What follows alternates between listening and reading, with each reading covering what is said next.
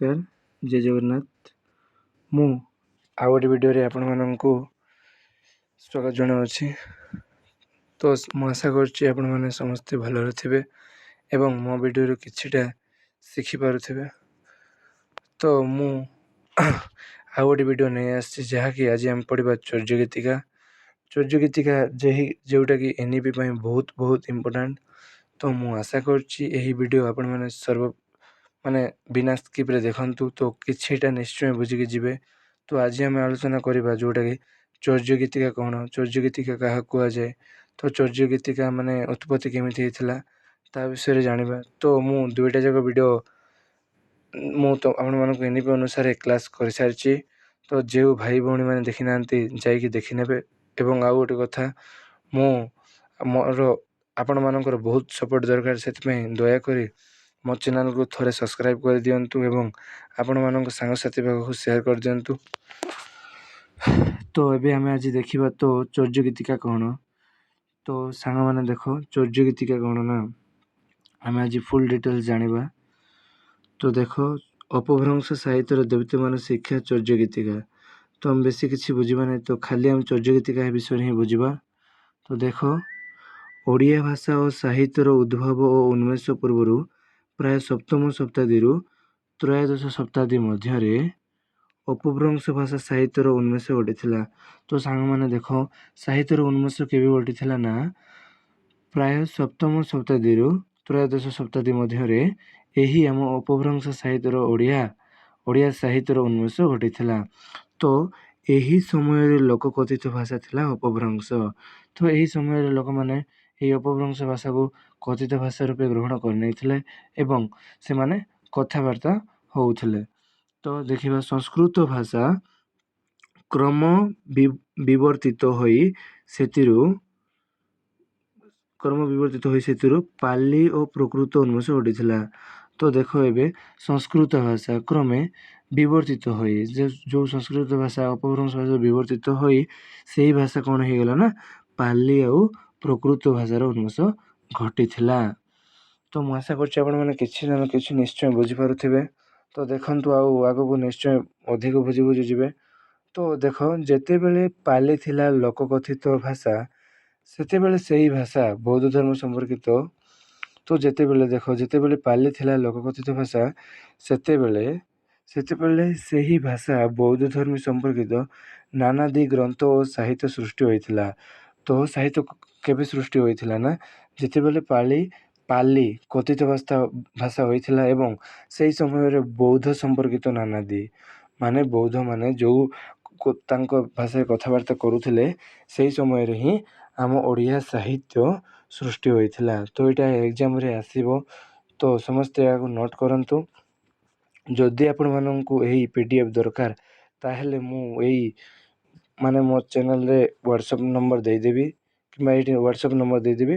ମୋତେ WhatsApp group କରି ମୁଁ ସବୁ ଯେତେ ଯାକ ଆମ NEP ଅନୁସାରେ PDF ଆପଣଙ୍କୁ ଦରକାର ପଡ଼ିବ, ତ ମୁଁ ସେଇ PDF ନିଶ୍ଚୟ ସେୟାର କରିଦେବି। ତ ଦେଖିବା, ଟାଇମ୍ ବରବାଦ ନ କରି ଆମ କ୍ଲାସ୍ ଷ୍ଟାର୍ଟ କରିବା। ତ ପରେ ପ୍ରକୃତ ହେଲା ଅପଭ୍ରଂଶ। ତ ଦେଖ, ତ ପରେ ପ୍ରକୃତ ଭାଷା ହେଲା ଉନ୍ମେଷ। ତ ପ୍ରକୃତ ଭାଷା କ'ଣ ହେଲା ନା, ଉନ୍ମେଷ ହେଲା। ପରେ ପ୍ରକୃତ ଭାଷା ହେଲା ଉନ୍ମେଷ। ତ ଆଗକୁ ଦେଖିବା, ବିଭିନ୍ନ ସ୍ଥାନକୁ ନେଇ ପ୍ରକୃତ ଭାଷାର ଜନ୍ମ ଓ ବିକାଶ ହୋଇଥିଲା ମଧ୍ୟ ତାହା ଆଉ ସ୍ଥାନଗତ ବୈଶିଷ୍ଟ୍ୟ ମଧ୍ୟରେ ଅବଧାନ ନ ହୋଇ ଗୁଣଗତ ବା ପ୍ରକୃତିଗତ ବୈଶିଷ୍ଟ୍ୟ ହେଲା ପ୍ରଦର୍ଶକ। ତ ସୌରସେନୀ, ତ ଏଇଟା ମନେ ରଖ ପିଲାମାନେ, କିଛି ବୁଝିବାର ନାହିଁ, ଖାଲି ଏଇଟା ହିଁ ମନେ ରଖ। ସୌରସେନୀ, ମାଗଧୀ, ମହାରାଷ୍ଟ୍ରୀ ଓ ପୈଶାଚୀ, ଏଇ ଚାରିଟା ହିଁ ଇମ୍ପୋର୍ଟାଣ୍ଟ। ଏଇ ଚାରିଟା ତୁମକୁ ଏକ୍ଜାମ୍ରେ ଆସି ଲେଖିବା ପାଇଁ ପଡ଼ିବ। ତ ଦେଖ, ଏଇ ଚାରି ପ୍ରକାର ଭାଷା ଗୋଟିଏ ଭାଷା ସ୍ରୋତରୁ ଉନ୍ମୋଚିତ। ତ ଏଇ ଚାରି ପ୍ରକାର ଭାଷା କେଉଁ ଭାଷାର ଉନ୍ମୋଚିତ ନା, ପ୍ରକୃତ ଅପଭ୍ରଂଶ ଭାଷାର ହିଁ ଏଇ ଚାରିଟି ଯାକ ଭାଷା ଆସିଅଛି। ତ ଦେଖ, ତେଣୁ ସେମାନଙ୍କ ମଧ୍ୟରେ ବୈଶିଷ୍ଟ୍ୟ ସତ୍ତ୍ୱେ କେତେକ ସାମର୍ଥ୍ୟ ପରିଲକ୍ଷିତ ହୋଇଥାଏ। ତ ଏହି ମାଗଧୀ ପ୍ରକୃତର ଜନ୍ମ ନେଲା ଅର୍ଦ୍ଧ ମାଗଧୀ। ତ ମାଗଧୀ ନାଇଁକି ପ୍ରକୃତରୁ ହିଁ ଜନ୍ମ ନେଲା ଅର୍ଦ୍ଧ ମାଗଧୀ। ପ୍ରକୃତ ଏହା ଥିଲା ବଙ୍ଗଳା। ପ୍ରକୃତ ଭାଷା କ'ଣ ଥିଲା ଦେଖିନିଅନ୍ତୁ। ଏହା ଥିଲା ଏକ ବଙ୍ଗଳା, ଓଡ଼ିଶା ଆସାମ ଅଞ୍ଚଳର ଲୋକକଥିତ ଭାଷା। ତ କ'ଣ ଥିଲା ନା ଏହା କେଉଁ କେଉଁ ମାନେ ଆସାମ ଅଞ୍ଚଳର ଲୋକକଥିତ ଭାଷା ଥିଲା ନା ମାଗଧୀ, ପ୍ରକୃତ ମାଗଧୀ। ପ୍ରଥମ ହେଲା ପ୍ରକୃତରୁ ଜନ୍ମ ନେଲା ଅର୍ଦ୍ଧମାଗଧୀ, ଅର୍ଦ୍ଧମାଗଧୀ କଥିତ ହେଲେ ଏବଂ ଦ୍ୱିତୀୟ ହେଲା ବଙ୍ଗଳା। ଓଡ଼ିଶାର ଆସାମୀ ଅଞ୍ଚଳରେ ଏହା କଥିତ ହେଇଥିଲା। ତ ଏଇ ଭାଷା ରଚିତ ଲିଖିତ ସାହିତ୍ୟ। ତ ଦେଖ କାଳକ୍ରମେ ପୁଣି ଏଇ ଅର୍ଦ୍ଧମାଗଧୀ ପ୍ରକୃତିରୁ ଜନ୍ମ ନେଲା। ତାପରେ ଦେଖ ଏଇ ଭାଷାରେ ରଚିତ ହେଲା ଲିଖିତ ସାହିତ୍ୟ। କେଉଁ ଭାଷାରେ ରଚିତ ସାହିତ୍ୟ ହେଲା ନା ଅପଭ୍ରଂଶ ସାହିତ୍ୟରୁ ହିଁ ଆମ ଓଡ଼ିଆ ସାହିତ୍ୟ ଲିଖିତ ହୋଇଥିଲା। ତ ଏଇଟା ନିଶ୍ଚୟ ଏକ୍ଜାମ୍କୁ ଆସେ, ତ ଏଇଟା ନିଶ୍ଚୟ ମନେ ରଖନ୍ତୁ। ତାପରେ ଦେଖିବା ତେଣୁ କୁହାଯାଇପାରେ ନବ୍ୟ ଭାରତୀୟ ଆର୍ଯ୍ୟ ଭାଷାର ପ୍ରସ୍ତୁତି ଗୃହ ଥିଲା ପ୍ରକୃତ ଅପଭ୍ରଂଶ ଭାଷା। ତ ପ୍ରକୃତ ଅପଭ୍ରଂଶ ଭାଷା କ'ଣ ଥିଲା ନା ନବ୍ୟ ଭାରତୀୟ ଆର୍ଯ୍ୟ ଭାଷା। ଆର୍ଯ୍ୟ ଭାଷା ହିଁ ଥିଲା ପ୍ରକୃତି ଅପଭ୍ରଂଶ ଭାଷା। ତ ଏଇଟା ବହୁତ ଇମ୍ପୋର୍ଟାଣ୍ଟ ପିଲାମାନେ। ତ ମୁଁ ଅନୁରୋଧ କରୁଛି ଆପଣମାନଙ୍କୁ ଏକ୍ଜାମ୍ ଯଦି ଏହି ସେମିଷ୍ଟାରରେ ଆପଣଙ୍କର ଯଦି ବ୍ୟାକ୍ ନ ଲାଗେ ତାହେଲେ ଏଇଟା ଆପଣଙ୍କୁ ନିଶ୍ଚୟ ତୁମକୁ ମନେ ରଖିବା ପାଇଁ ପଡ଼ିବ। ତ କିଛି ନହେଲେ ବହି ଅନୁସାରେ ନ ଲେଖିଲେ ବି ଆପଣମାନେ ଯେଉଁଟା ବି ବୁଝିଥିବେ ସେଇଟା ନିଶ୍ଚୟ ଲେଖିକି ଆସ। ତ ନିଶ୍ଚୟ ପିଲାମାନେ ବ୍ୟାକ୍ ନ ଲାଗିକି ନିଶ୍ଚୟ ତୁମେ ପାସ୍ ମାର୍କ ରଖିପାରିବ। ତ ଦେଖ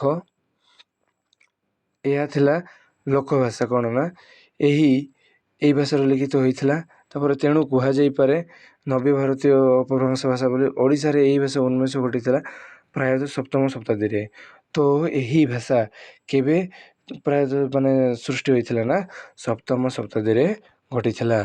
ତ ଏହି ସମୟରେ ଏହି ଭାଷା ରଚିତ ହେଲା ଅପଭ୍ରଂଶ ସାହିତ୍ୟର ଦୀପ୍ତିମାନ ଶିକ୍ଷା ଚର୍ଯ୍ୟ ଗୀତିକା।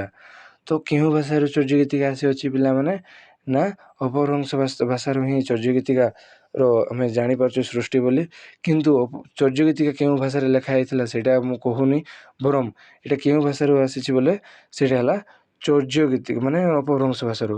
ତ ପିଲାମାନେ ଚର୍ଯ୍ୟ ଗୀତିକା କେଉଁ ଭାଷାରେ ରଚିତ ହୋଇଥିଲା ମାନେ ଆପଣମାନେ ସନ୍ଧ୍ୟା ଭାଷାରେ ଅପଭ୍ରଂଶ ଭାଷା ସୃଷ୍ଟି ହୋଇଥିଲା। ସନ୍ଧ୍ୟା ଭାଷାରେ ହିଁ ଆମ ସନ୍ଧ୍ୟା ଭାଷାରେ ହିଁ ଆମ ଚର୍ଯ୍ୟ ଗୀତିକା ରଚିତ ହୋଇଥିଲା। ସନ୍ଧ୍ୟା ପିଲାମାନେ ମନେ ରଖ ସନ୍ଧ୍ୟା ଭାଷାରେ ହିଁ ଆମ ଅପଭ୍ରଂଶ ଭାଷା ଚର୍ଯ୍ୟ ଗୀତିକା ସୃଷ୍ଟି ହୋଇଥିଲା। କିନ୍ତୁ ଚର୍ଯ୍ୟ ଗୀତିକା ଅପଭ୍ରଂଶ ଭାଷାରୁ ଆସିଥିଲା। ତ ଏବେ ବୁଝି ନେବା। ତ ଚର୍ଯ୍ୟ ଗୀତିକା ହେଉଛି 84 ଜଣ ସିଦ୍ଧଚାର୍ଯ୍ୟଙ୍କ ଦ୍ୱାରା ରଚିତ କବିତାର ଏକ ସମାହାର। ତ ବୁଝିଗଲେ ଚର୍ଯ୍ୟ ଗୀତିକା କ'ଣ ନା 84 ଜଣ ଯେଉଁଟା ଲେଖିଛନ୍ତି ଏବଂ 84 ଜଣ ଯେଉଁ ଆମ ସାହିତ୍ୟ ବିଷୟରେ ଆମ କେଉଁ ବିଷୟରେ ବି ଲେଖିଛନ୍ତି ସେଇ 84 ଜଣ ଲେଖିଥିବା ଗ୍ରନ୍ଥକୁ ହିଁ ଆମେ ଚର୍ଯ୍ୟ ଗୀତିକା ବୋଲି କହୁଛେ।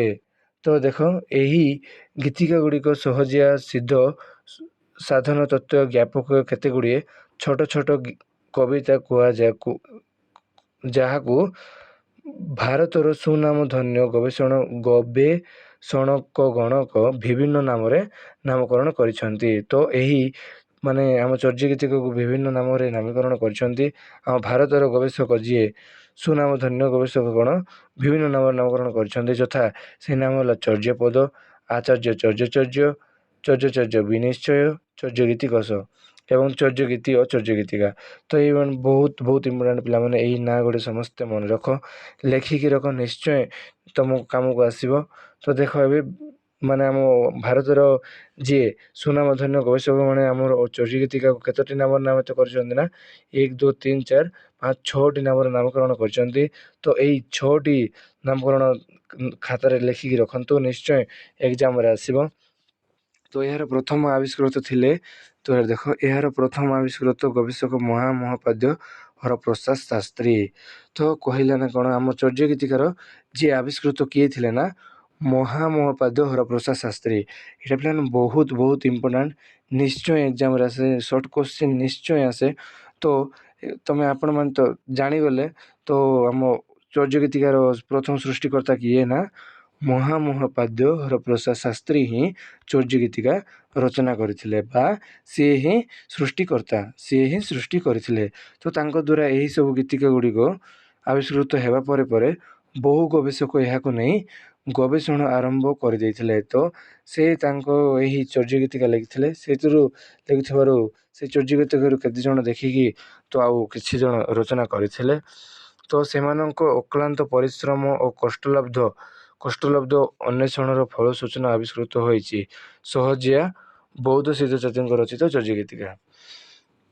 ତ ଏଇ ବୌଦ୍ଧ ସିଦ୍ଧଚାର୍ଯ୍ୟମାନେ ଲେଖିଥିଲେ ଚର୍ଯ୍ୟ ଗୀତିକା ଏବଂ ଯିଏ ପ୍ରଥମ କରି ଚର୍ଯ୍ୟ ଗୀତିକାରୁ ସେ ନେପାଳ ଦରବାରକୁ ଯାଇ କିଏ ପାଇଥିଲେ ନା ପୋଥି ମହାମହୋପାଧ୍ୟାୟ ହରପ୍ରସାଦ ଶାସ୍ତ୍ରୀ। ତ ଆମେ ଆଗକୁ ବୁଝିଯିବା। ତ ଦେଖ ଆମେ ପ୍ରଥମ ପେଜ ବୁଝିଲେ ଏବେ ତ ଆଉ ଗୋଟେ ପେଜରେ ବୁଝିବା।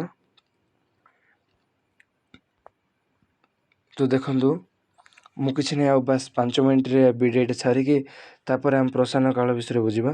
ତ ଖାଲି ଆଜି ଜଷ୍ଟ ଚର୍ଯ୍ୟ ଗୀତିକା କ'ଣ ବୁଝି ନେବା। ତ ଦେଖନ୍ତୁ ଚର୍ଯ୍ୟ ଗୀତିକାର ଆବିଷ୍କାର ଏବେ କ'ଣ ପଡ଼ିବା ନା ଚର୍ଯ୍ୟ ଗୀତିକାର ଆବିଷ୍କାର। ତ ବଙ୍ଗୀୟ ଗବେଷକ ମହାମହୋପାଧ୍ୟାୟ ହରପ୍ରସାଦ ଶାସ୍ତ୍ରୀ 1869ରୁ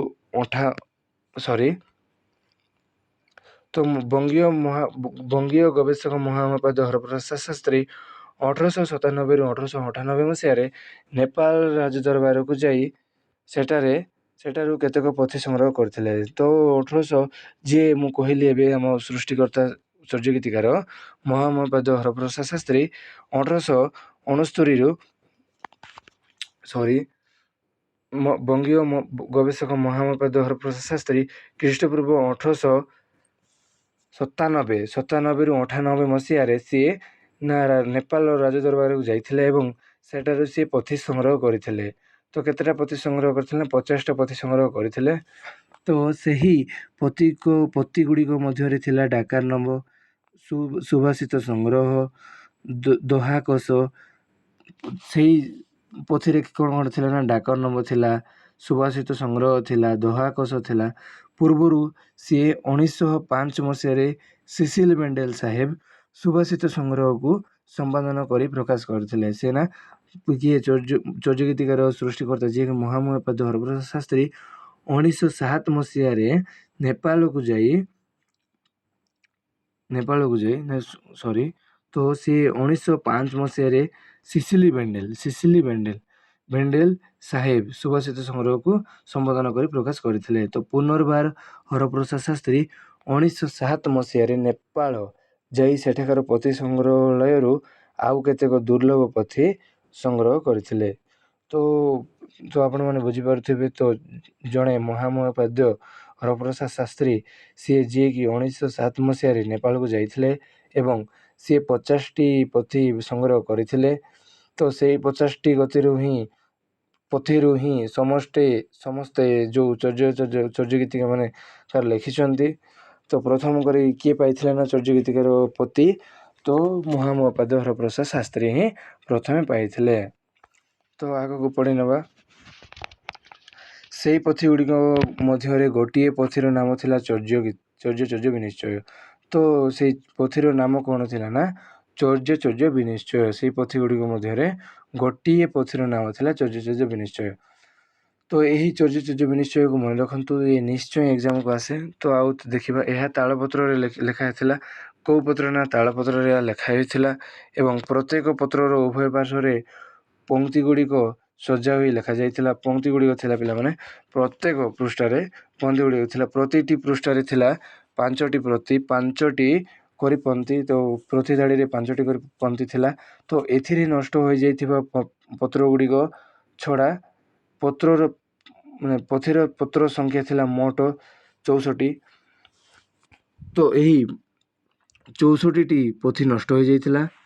ତ ସେଇ 64 ଦେଖିବା। ତ ଶେଷ ପୃଷ୍ଠର ପତ୍ର ସଂଖ୍ୟା ଥିଲା 6ଟା, ଅର୍ଥାତ୍ ମୋଟ 5ଟି ପତ୍ର ଏଥିରେ ନଷ୍ଟ ହୋଇଯାଇଥିଲା। 5ଟି ପତ୍ର ମାନେ ନଷ୍ଟ ହୋଇଯାଇଥିଲା ପୋଥି। ତ ଦେଖିବା। ତ ସେଗୁଡ଼ିକ ଥିଲା 35 ନମ୍ବର, 36 ନମ୍ବର, 37 ନମ୍ବର, 39 ନମ୍ବର ଓ 66 ନମ୍ବର। ତ ଏଇ 66 ନମ୍ବରର ପୋଥି ନଷ୍ଟ ହୋଇଯାଇଥିଲା। ତ ଦେଖନ୍ତୁ ଏବେ ଦେଖିବା ପ୍ରଥମ ପତ୍ରର ଦ୍ୱିତୀୟ ପୃଷ୍ଠରୁ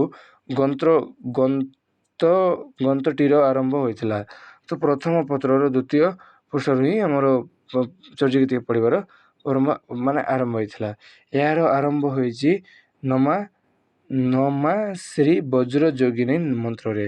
ତ ଏଇ ପୋଥିର ମାନେ ଆବିଷ୍କୃତ ମାନେ ଆରମ୍ଭ କେଉଁଥିରେ ହୋଇଥିଲା ନା ନମା ଶ୍ରୀ ବଜ୍ରଯୋଗିନୀ ମନ୍ତ୍ରରେ। ଏଇଟା ମନେ ରଖନ୍ତୁ, ନିଶ୍ଚୟ ଏକ୍ଜାମରେ ଆସିବ। ତ ଏହାପରେ ଶ୍ରୀ ସଦ୍ଗୁରୁ ବର୍ତ୍ତୀଙ୍କ ନାମକ ବନ୍ଦନା ଓ ବସ୍ତୁ ନିର୍ଦ୍ଦେଶ ପଦ ରଖିଥିଲା। ତ ତାପରେ କ'ଣ ଆସିଲା ନା ଶ୍ରୀ ସଦ୍ଗୁରୁଙ୍କ ପ୍ରଭୁଙ୍କ ନାମ ଆସିଥିଲା। ତ ତାପରେ ଦ୍ୱିତୀୟ ପଂକ୍ତିର ମଝିଆମଝି ରହିଛି କଥା ତରୁବର। ତ ଏକ୍ଜାମରେ ଆସିପାରେ। ତ ଦ୍ୱିତୀୟ ପଂକ୍ତିର ମଝିଆମଝି କ'ଣ ରହିଛି ତ ଆପଣମାନେ ଲେଖି ଦେଇପାରିବ କା ତରୁବର। କ'ଣ ନା କା ତରୁବର ରହିଛି ତ ନାମକ ପଦ। ତ ଦେଖ ରାଗ ପଟ୍ଟମଞ୍ଜରୀ ଉଲ୍ଲେଖ ଅଛି। ଏହାପରେ ଟୀକା ଏବଂ ଟୀକା ଶେଷରେ ସୂଚିତ ଅଛି ଗୀତିକା ଗୁଡ଼ିକ କ୍ରମିକ ସଂଖ୍ୟା। ଏହିଭଳି ପୋଥିଟିରେ ପରକୁ ପଦଗୁଡ଼ିଏ ସଜା ହୋଇ ଲେଖାଯାଇଅଛି। ତ ଏଥିରେ ସର୍ବମୋଟ 50ଟି ଗୀତିକା ଥିଲେ ହେଁ ମଝିରେ ଓ ଶେଷରେ କେତୋଟି ପତ୍ରର ଅଭାବ ସୃଷ୍ଟିରୁ 23 ନମ୍ବର ସଂଖ୍ୟକ ଗୀତିକାର 6ଟି ଚରଣ ଛଡ଼ା 24 ନମ୍ବର 25 ନମ୍ବର ଓ 48 ସଂଖ୍ୟକ ଗୀତିକା ଗୁଡ଼ିକ ଉପଲବ୍ଧି ହୋଇନାହିଁ। ତ କେତେ ନମ୍ବର ଉପଲବ୍ଧି ହୋଇନାହିଁ ପିଲାମାନେ ନା 50ଟି ଗୀତିକା ମଧ୍ୟରୁ ଏଇ 24 ନମ୍ବର ଗୋଟେ ହେଇନାହିଁ ଏବଂ 25 ନମ୍ବର ହେଇନାହିଁ, 48 ନମ୍ବର ଏ ପତ୍ର ହେଇନାହିଁ। ତ ପରବର୍ତ୍ତୀ କାଳରେ ଡକ୍ଟର ପ୍ରବୋଧ ଚନ୍ଦ୍ର ବାଗଚୀ, ଏଇଟା ମନେ ରଖ, ପରବର୍ତ୍ତୀ ସମୟରେ ଡକ୍ଟର ପ୍ରବୋଧ ଚନ୍ଦ୍ର ବାଗଚୀ ତିବ୍ବତୀ ଅନୁବାଦରୁ ଏହି ନଷ୍ଟ ଓ ଅଂଶର ଅଖ୍ୟାତ ବିଷୟରେ ଉଦ୍ଧାର କରିଥିଲେ। ତ ଏହି ପରବର୍ତ୍ତୀ କାଳରେ ଡକ୍ଟର ପ୍ରବୋଧ ଚନ୍ଦ୍ର ବାଗଚୀ ଯିଏକି ଏହି ନଷ୍ଟ ହୋଇଥିବା ପୋଥି ଗୁଡ଼ିକୁ ଖଣ୍ଡିଏ ଅଂଶରେ ଉପଲବ୍ଧି ହୋଇନାହିଁ। ତ ଏଥିରେ ଯେଉଁ ଟୀକାର ସଂଯୋଜନା କରାଯାଇଥିଲା ତାହା ମୂଳପଦକୁ ବୁଝାଇବା ଦିଗରେ ଯଥେଷ୍ଟ ସହାୟକ ହୋଇଥିଲା। ତ ଏହି ଟୀକା ଯିଏକି ଏହି ଟୀକାର ନାଁ ହେଲା ସଂସ୍କୃତ ଟୀକା, ଯିଏକି ଟୀକାର ନାଁ କ'ଣ ନା ନିର୍ମଳାଗିରା ଟୀକା। ତ ଦେଖ ଏହା ଆଉ ଥରେ କହିଦେଉଛି, ଏହା ସଂସ୍କୃତ ଭାଷାରେ ରଚନା କରାଯାଇଥିଲା। ଏହି ନିର୍ମଳାଗିରା ଟୀକା ହେଉଛି ସଂସ୍କୃତ ଭାଷାରେ ରଚନା କରାଯାଉଥିଲା। ତ ଦେଖିବେ ବୁଝିପାରୁଥିବେ। ବିଶେଷ କରି ଚର୍ଯ୍ୟଗୀତିକା ଗୁଡ଼ିକ ସ୍ଥାନିତ ହୋଇଛି। ତ ଯାହାର ନାମ ହେଉଛି ନିର୍ମଳାଗିରା ଟୀକା। ତ ସେଇ ଟୀକାର ନାମ କ'ଣ ନା ନିର୍ମଳାଗିହା ଟୀକା। ତାପରେ ଏହାର ଟୀକାକାର ହେଉଛନ୍ତି ମୁନିଦତ୍ତ। ତ ନିର୍ମଳାଗିହା ଟୀକାକାର ଲେଖକ ବା ଟୀକାକାର କିଏ ହେଉଛନ୍ତି ନା ମୁନିଦତ୍ତ। ଏଇଟା ନିଶ୍ଚୟ ମନେ ରଖନ୍ତୁ ପିଲାମାନେ, ମୁନିଦତ୍ତ ନିଶ୍ଚୟ ଆସିବ। ତ ଶେଷ କରି କାର୍ଯ୍ୟ ଗୁଡ଼ିକର ସ୍ଥାନିତ ହୋଇଥିବା ଅନେକ ସଦ୍ଗୁରୁ ଦୂରରୁ ଅର୍ଥ ନିର୍ଗମନ କରିବା ଦିଗରେ ଏହା ବିଶେଷ ସହାୟକ ହୋଇଛି। ଏଥିରେ ଏତିକି ଜଣା ହୁଏ ଯେ ଅପଭ୍ରଂଶ ଭାଷାରେ ଚର୍ଯ୍ୟଗୀତିକା ରଚିତ ହୋଇଥିଲା ମଧ୍ୟ ସଂସ୍କୃତ ପଣ୍ଡିତମାନେ ସେଥିପ୍ରତି ଆକୃଷ୍ଟ ହୋଇଥିଲେ ଓ ତାହାର ସଂସ୍କୃତ ଟୀକା ମଧ୍ୟ କରିଥିଲେ। ତ ଆମେ ଆଜି ବୁଝିଲେ ତ ଚର୍ଯ୍ୟଗୀତିକା କ'ଣ। ଚର୍ଯ୍ୟଗୀତିକା ପିଲାମାନେ, ଚର୍ଯ୍ୟଗୀତିକା ହେଉଛି ଏକ ପୋଥି ଯାହା ପୁରୁଣା ପୋଥିରେ ଲିଖିତ ହୋଇଥିଲା। ତ ସେଇ ଚର୍ଯ୍ୟଗୀତିକା ଯେଉଁ 84 ଜଣ ଲିଖିତ ଥିଲେ ତାହାକୁ ହିଁ ଚର୍ଯ୍ୟଗୀତିକା କୁହାଯାଉଥିଲା। ତ ଚର୍ଯ୍ୟଗୀତିକାର ପ୍ରଥମ ସୃଷ୍ଟିକର୍ତ୍ତା ହେଉଛନ୍ତି ମହାମହୋପାଧ୍ୟାୟ ହରପ୍ରସାଦ ଶାସ୍ତ୍ରୀ। ସିଏ 1907 ମସିହାରେ ନେପାଳ ଦରବାରକୁ ଯାଇ 50ଟି ପୋଥି ସଂଗ୍ରହ କରିଥିଲେ ଏବଂ ସେଇ 50ଟି ପୋଥି ମଧ୍ୟରୁ କେତେ ଖଣ୍ଡି ପୋଥି ନଷ୍ଟ ହୋଇଯାଇଥିଲା। ତେଣୁକରି ସେଇ 50ଟି ମଧ୍ୟରୁ ମାନେ ଆମକୁ ବହୁ କିଛି ଶିଖିବାକୁ ମିଳେ। ତ ସେଇ 50ଟି ପୋଥି ସେଇ ମାନେ ନଷ୍ଟ ହୋଇଯାଇଥିବା ପୋଥି ଗୁଡ଼ିକୁ କାଢ଼ିବା ପାଇଁ କିଏ ସାହାଯ୍ୟ କରିଥିଲା ନା ନିର୍ମଳାଗିହା ନାମକ ଟୀକା ସାହାଯ୍ୟ କରିଥିଲା, ଯିଏକି ମୁନିଦତ୍ତ ରଚନା କରିଥିଲେ। ତ ମୁଁ ଆଶା କରୁଛି ସାଙ୍ଗମାନେ ଆପଣମାନେ କିଛିଟା ନିଶ୍ଚୟ ବୁଝିପାରୁଥିବେ। ଯଦି ନ ବୁଝନ୍ତି ତାହେଲେ ମୋତେ କମେଣ୍ଟ କର, ମୁଁ ନିଶ୍ଚୟ ବୁଝାଇବା ପାଇଁ ଚେଷ୍ଟା କରିବି।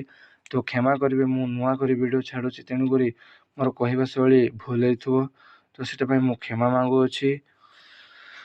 ତ ଆଉ ଗୋଟେ ଭିଡ଼ିଓରେ ଆମେ ପଢ଼ିବା ପ୍ରକାଶ କାଳ। ତ ମୁଁ ଭିଡ଼ିଓକୁ ଲମ୍ବା କରିବାକୁ ଚାହୁଁନି, 19 ମିନିଟ୍ ହେଇଗଲାଣି। ତ ଆଉ ଗୋଟେ ଭିଡ଼ିଓରେ ଆମେ ପ୍ରକାଶ କାଳ ଶୁଣିବା, ମାନେ ଚର୍ଯ୍ୟଗୀତିକା କେଉଁରୁ କ'ଣ ହେଇଥିଲା, ତା'ର କେମିତି ହେଇଥିଲା, ମାନେ କିଏ ରଚନା କରିଥିଲେ, ତ କେଉଁ ଭାଷାରେ ରଚନା ହେଇଥିଲା, ସେଇ ଚର୍ଯ୍ୟଗୀତିରେ କ'ଣ ଲେଖା ହେଇଥିଲା ତା ବିଷୟରେ ବୁଝିବା। ତ ମୁଁ ଆଶା କରୁଛି ମୋ ଭିଡ଼ିଓ ଆପଣମାନେ ଟିକେ ବୁଝିପାରୁଥିବେ, କିଛି 100%ରୁ କିଛି ନହେଲେ 50% ବି ବୁଝିପାରୁଥିବେ। ତ ମୋତେ କ୍ଷମା କରିବେ, ମୋର ବୁଝିବା ଶୈଳୀ ଟିକେ କମ୍, ସେଥିପାଇଁ ମୋତେ କ୍ଷମା କରିବେ। ତ ମୁଁ ଆପଣମାନଙ୍କୁ ଅନୁରୋଧ କରୁଛି, ଏଇ ଭିଡ଼ିଓ କେତେ ହେଲ୍ପଫୁଲ୍ ହେଲେ ତ ନିଶ୍ଚୟ ଗୋଟେ ଲାଇକ୍ କରନ୍ତୁ, ସେୟାର କରନ୍ତୁ ଏବଂ କମେଣ୍ଟ ବି କରନ୍ତୁ। ତ ଏଇ PDF ଦରକାର ହେଲେ ମୁଁ ଏଇ ଡିସ୍କ୍ରିପ୍ସନ୍ରେ ମୋ ମୋବାଇଲ୍ ନମ୍ବର ଦେଇଦେବି। ତ ଆପଣମାନେ ସେଇ ମୋବାଇଲ୍ ନମ୍ବର ଦ୍ୱାରା ହ୍ୱାଟ୍ସଆପ୍ ଗ୍ରୁପ୍ ଖୋଲି ମୋତେ ଡାଇରେକ୍ଟଲି ବି ବୁଝିପାରୁ ମୁଁ 24 ଘଣ୍ଟା ମୁଁ ରିପ୍ଲାଏ ଦେବା ପାଇଁ ଅଛି। ଯେତେବେଳେ ଚାହିଁବ ସେତେବେଳେ ମୁଁ PDF ଜଣକୁ ବି ଛାଡ଼ିଦେବି, ଟେନସନ୍ କର ନାହିଁ। ତ ମୁଁ ଏଇଠି ମୋ ଭିଡ଼ିଓ ଶେଷ କରୁଛି। ବହୁତ ବହୁତ ଧନ୍ୟବାଦ। ଜୟ ଜଗନ୍ନାଥ।